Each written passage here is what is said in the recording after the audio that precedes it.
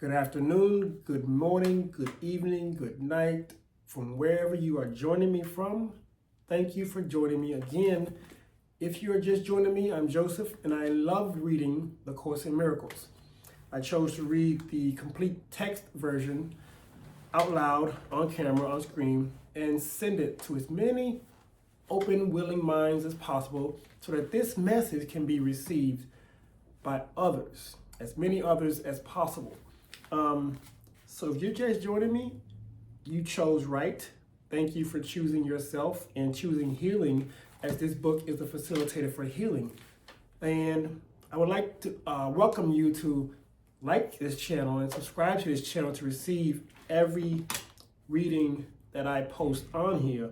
So you can follow along and get the divine wisdom, the guidance, the healing, the way, I want to say, of self-transformation from any situation that you seem that you are not in alignment with, or not in your highest good.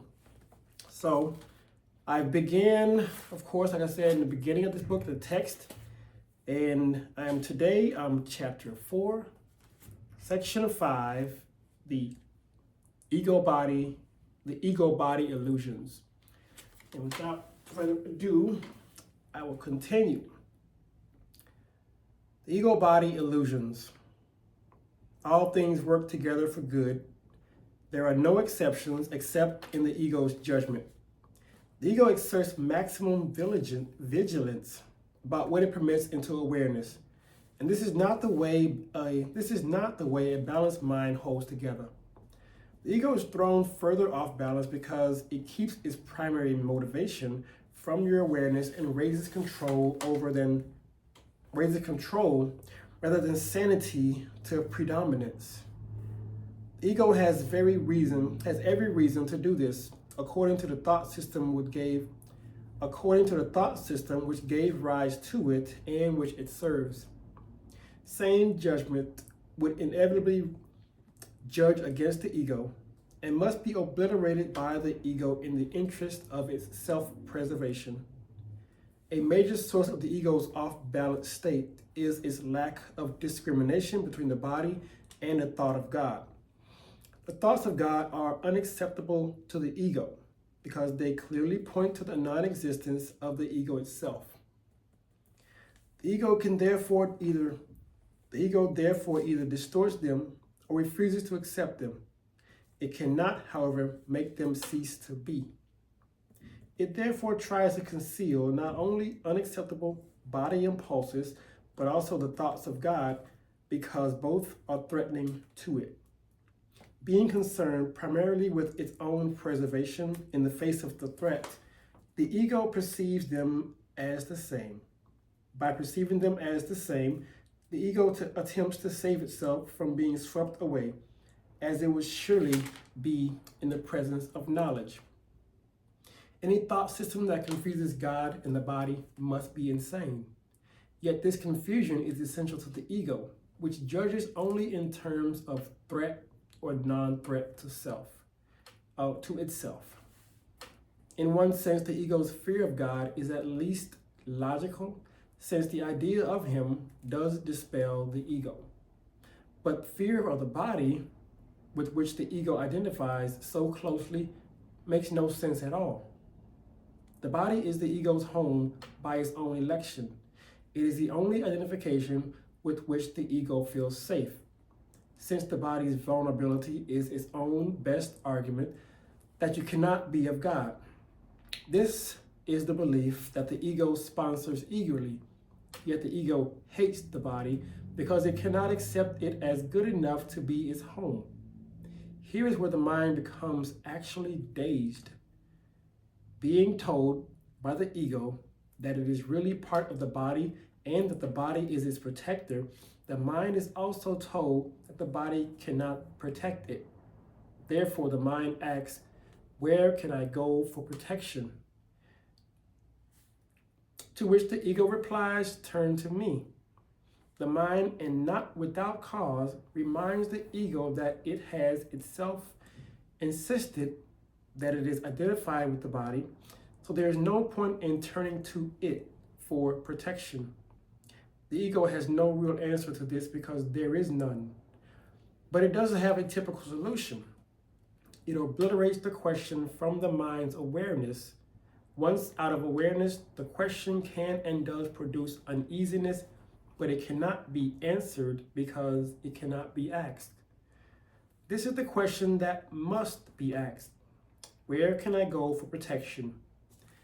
Seek and ye shall find does not mean that you should seek blindly and desperately for something you would not recognize. Meaningful seeking is consciously undertaken, consciously organized, and consciously directed. The goal must be formulated clearly and kept in mind. Learning and wanting to learn are inseparable. You learn best when you believe what you are trying to learn is of value to you. However, not everything you want to learn has lasting value. Indeed, many of the things you want to learn may be chosen because their value will not last. The ego thinks it is an advantage not to commit itself to anything that is eternal because the eternal must come from God. Eternalness is the one function of the ego has tried to develop but has systematically failed to achieve. The ego compromises with the issue of the eternal just as it does with all issues touching on the real question in any way. By becoming involved with tangential issues, it hopes to hide the real question and keep it out of mind. The ego's characteristic busyness with non-essentials is for precisely that purpose.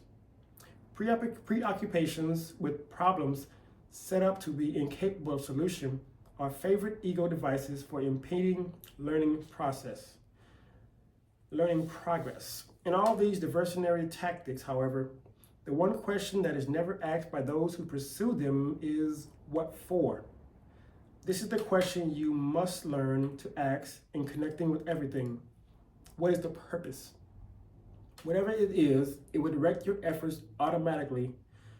When you make a decision of purpose, then you have made a decision about your future effort.